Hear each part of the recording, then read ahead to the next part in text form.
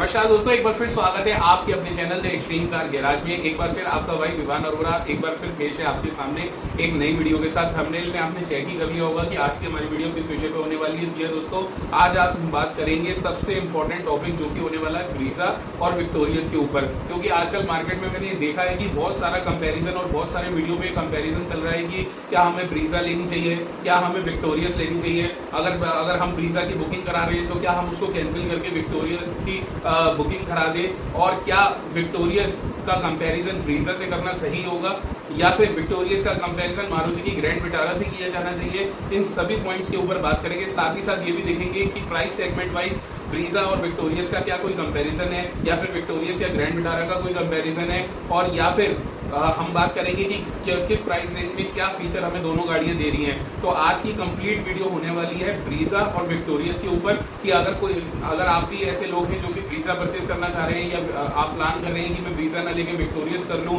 तो क्या मेरे लिए सही रहेगा, या जिन लोगों ने एग्जिस्टिंग ऑलरेडी ब्रीजा की बुकिंग कर रखी है और वो सोच रहे हैं क्या मैंने गलत डिसीजन लिया, क्या मुझे विक्टोरियस की तरफ अपनी बुकिंग को ट्रांसफर कर देना चाहिए। तो ये सारी चीजों को इस वीडियो में क्लियर करेंगे। अगर आप भी उन्हीं लोगों में से एक जिन्होंने ब्रीजा के लेने के बारे में सोच रखा है या विक्टोरियस लेने का प्लान कर रहे हैं, तो इस वीडियो को जरूर देख लीजिएगा, क्योंकि इस वीडियो के अंदर मिलने वाली है आपको सारी जानकारी और आपके सारे डाउट्स क्लियर हो जाएंगे कि आपको किस प्राइस सेगमेंट में कौन सी गाड़ी परचेज करनी चाहिए। चैनल को एज यूजुअल अभी तक अगर आपने लाइक या सब्सक्राइब नहीं किया है तो जल्दी से लाइक और सब्सक्राइब कर दीजिए, और इसी तरह से आपका सपोर्ट और प्यार बनाए रखिए। बिना किसी देरी के स्टार्ट करते हैं ये वीडियो, जो कि होने वाली है ब्रीजा, मारुति की ब्रीजा वर्सेस मारुति की तरफ से आने वाली विक्टोरियस। चलिए स्टार्ट करते हैं ये वीडियो।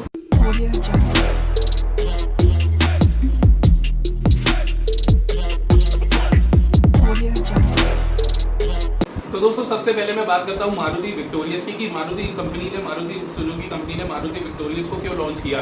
तो जैसे कि आप जानते हैं दोस्तों, मारुति कंपनी भी दो भागों में डिवाइडेड है। एक उनका सेगमेंट है मारुति एरिना और एक उनका सेगमेंट है मारुति की तरफ से आने वाली प्रीमियम कार, जिसका सेगमेंट हैंडल करता है नेक्सा। तो अभी क्या हो रहा था दोस्तों, अगर हमें 10 लाख से 15 लाख या 16 लाख के बजट में अगर मैं बात करूँ, तो उनके पास जो मारुति एरिना के पास एक लग्जरी एसयूवी थी, वो थी मारुति की तरफ से आने वाली मारुति ब्रीजा, और उसके बाद सीधा अगर हमें कोई सेगमेंट देखने को मिलता था तो वो मिलता था मारुति की ग्रैंड विटारा। तो इस बीच में मार्केट में कंपटीशन में खड़े रहने के लिए, जैसे कि किया की तरफ से आने वाली सेल्टोस, उसके बाद क्रेटा और सोनेट, इन सभी गाड़ियों को टक्कर देने के लिए मारुति ने अपनी मिड सेगमेंट की एक गाड़ी लॉन्च की, जिसका नाम है मारुति विक्टोरियस। अब Maruti victorious is nothing else but Brezza का अपग्रेडेड वर्जन हम उसको बोल सकते हैं, क्योंकि ब्रीजा का बिल्कुल अगर इंजन स्पेसिफिकेशन की भी बात करेंगे तो सेम इंजन स्पेसिफिकेशन उसमें देखने को मिलता है। कुछ वेरिएंट्स उसका अलग हो जाते हैं, जिसके बारे में अभी हम आगे वीडियो में बात करेंगे। तो मारुति ने अपग्रेडेड फीचर्स और वर्जन और हाइट और लेंथ में चेंज करके उस सेगमेंट में, यानी कि मैं बात कर रहा हूँ 11 लाख से लेकर 16 लाख के सेगमेंट के बीच में जो गाड़ी लॉन्च की, वो लॉन्च की मारुति विक्टोरियस। और यही रीजन था मारुति की एरिना की तरफ से आने, बिकॉज एरिना के पास आपके प्रीमियम सेगमेंट की गाड़ी में केवल एक ही गाड़ी स्टैंड करती थी, वो थी मारुति की तरफ से आने वाली मारुति ब्रीजा। तो आप समझ गए होंगे दोस्तों कि मारुति विक्टोरियस को लॉन्च करने के पीछे कंपनी का क्या बेसिक माइंड था, या उन्होंने क्यों गाड़ी को लॉन्च किया विक्टोरियस में। अब बात कर लेते हैं प्राइस सेगमेंट की। तो अगर मैं दोस्तों प्राइस सेगमेंट की बात करूं तो ब्रीजा का जो पेट्रोल का बेस वेरिएंट आता है वो 8,25,000 रुपये से स्टार्ट होता है। वहीं अगर मैं इसकी सीएनजी वर्जन की बात करूं तो 9,16,000 का होता है। और अगर मैं विक्टोरियस की अगर मैं बात करूं पेट्रोल वर्जन की, जो कि स्टार्ट होता है 10,49,000 से, और अगर मैं सीएनजी वर्जन की बात करूं तो वो लगभग स्टार्ट होता है 11.5 लाख रुपये से। सिमिलरली अब मैं इंजन वेरिएंट की बात कर लेता हूँ, तो लगभग दोस्तों दोनों गाड़ियों में सेम ही इंजन है, जो कि 1.5 आपका KLC इंजन इसके अंदर दिया गया है। और अगर मैं पावर की बात करूँ तो 102 पावर bhp की पावर जनरेट करके 139 Nm का टॉर्क इसमें देखने को मिलता है। तो अब दोस्तों उन्होंने सेगमेंट वाइज में कैसे डिफरेंशिएट किया है मारुति की ब्रीजा और विक्टोरियस को दोस्तों। तो अगर मैं मारुति की ब्रीजा की अगर मैं बात करूं तो इसके अंदर आपको पेट्रोल और सीएनजी वेरिएंट देखने को मिलते हैं, साथ ही साथ स्मार्ट हाइब्रिड का ऑप्शन देखने को मिलता है। जबकि आपको विक्टोरियस में स्मार्ट हाइब्रिड, माइल्ड हाइब्रिड और स्ट्रॉन्ग हाइब्रिड करके भी उन्होंने आपको वेरिएंट दे दिया है, जो कि लगभग 16.5 लाख रुपए का आपको पड़ता है, जिसका लगभग 28 kmpl का माइलेज आता है। तो दोस्तों ये डिफरेंशिएशन था आपके इंजन स्पेसिफिकेशन में। हाउएवर आपका जो अगर मैं वैसे बात करूं तो दोनों में ही 1.5 आपको इसके अंदर KLC इंजन देखने को मिलता है, यानी लगभग 1500 सीसी का इंजन आपको इसके अंदर देखने को मिलता है। अब बात कर लेते हैं फीचर वाइज की मारुति जो बेसिकली आपकी विक्टोरियस है उसमें क्या एडिशनल फीचर आए हैं। तो सबसे पहले आपको इसके अंदर दोस्तों इलेक्ट्रॉनिक आपको सीट एडजस्टमेंट देखने को मिलता है। उसके बाद में अगर बात करूँ एडिशनल फीचर की तो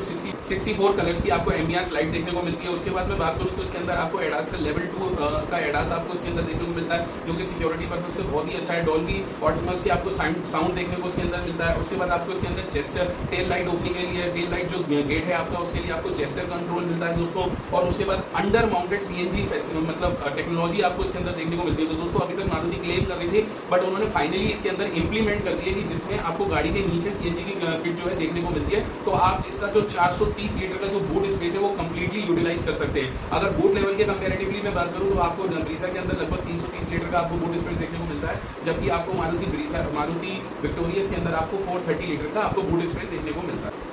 तो दोस्तों फाइनली बात करते हैं कि किन लोगों को ब्रीजा कंसीडर करनी चाहिए और किन लोगों को विक्टोरियस की तरफ जाना चाहिए। तो दोस्तों मेरा स्ट्रॉन्ग ओपिनियन है, अगर आप VXI वर्जन की तरफ अगर जाते हैं, यानी कि अगर आप प्लान कर रहे हैं कि मारुति की ब्रीजा मॉडल की LXI या VXI वर्जन लेने के लिए जा रहे हैं, तो आपको कभी भी मारुति विक्टोरियस की तरफ नहीं जाना चाहिए, क्योंकि दोनों की प्राइस सेगमेंट में बहुत फर्क है। मैं आपको इसको फैक्ट के जरिए समझाता हूँ। तो सबसे पहले बात करते हैं मारुति ब्रीजा के LXI वर्जन की, जिसका बेस मॉडल मैंने आपको बताया का एक्स शोरूम प्राइस लगभग 8,25,000 रुपये, और अगर मैं उसके VXI मॉडल की भी बात करूँ तो उसका प्राइस रेंज आपका 9,25,000 है। अगर CNG वेरिएंट की बात करें तो 1 लाख रुपए का डिफरेंस इधर उधर आ जाता है। लेकिन अगर मैं बात करूं दोस्तों विक्टोरियस के अगर बेस मॉडल की मैं बात करूं तो लगभग वो स्टार्ट होता है 10,50,000 रुपए से। तो दोस्तों आप देख सकते हैं कि कितना बड़ा प्राइस का डिफरेंस है, जो कि ऑन रोड जाके और डिफरेंस हो जाएगा। तो अगर आप बेसिकली जब आप मारुति ब्रीजा की ZXI या ZXI प्लस लेने की अगर आप प्लान कर रहे हो, तो आप एक बार सोच सकते हैं कि आप मारुति विक्टोरियस की तरफ जा सकते हैं। दोस्तों I am failing to understand दोस्तों कि लोग क्यों ब्रीजा का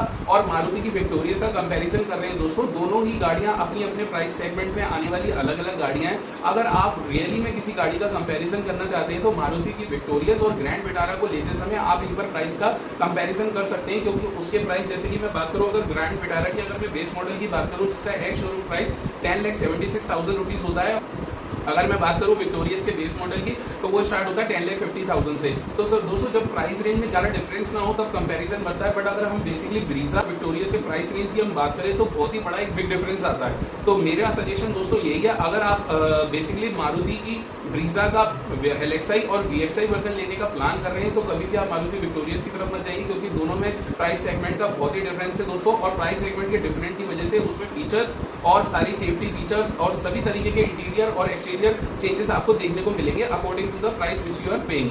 तो मेरा सजेशन दोस्तों यही है कि आप मारुति की ब्रीजा और विक्टोरियस को कंपेयर ना करें। अगर आप मारुति की ZXI या ZXI प्लस की मारुति की तरफ से आने वाली मारुति की ब्रीजा का ZXI या ZXI प्लस वर्जन लेने की सोच रहे हैं, तब आप मारुति विक्टोरियस की तरफ दोस्तों मूव कर सकते हैं। अदरवाइज आप मारुति विक्टोरियस का कंपैरिजन अगर आपको करना ही है तो सीधा सीधा आप ग्रैंड विटारा से कर सकते हैं दोस्तों, उसमें जरूर आपको प्राइस सेगमेंट कुछ मिलते जुलते मिलेंगे। तो आशा करता हूँ आपको ये वीडियो पसंद आया होगा। अगर दोस्तों आपको ये वीडियो पसंद आया होगा, आपको मेरी ये वीडियो इन्फॉर्मेटिव लगे तो ज़्यादा से ज़्यादा चैनल को लाइक और सब्सक्राइब कीजिएगा दोस्तों। इसी तरह की वीडियो हम आपके लिए लेकर आते रहेंगे। धन्यवाद दोस्तों।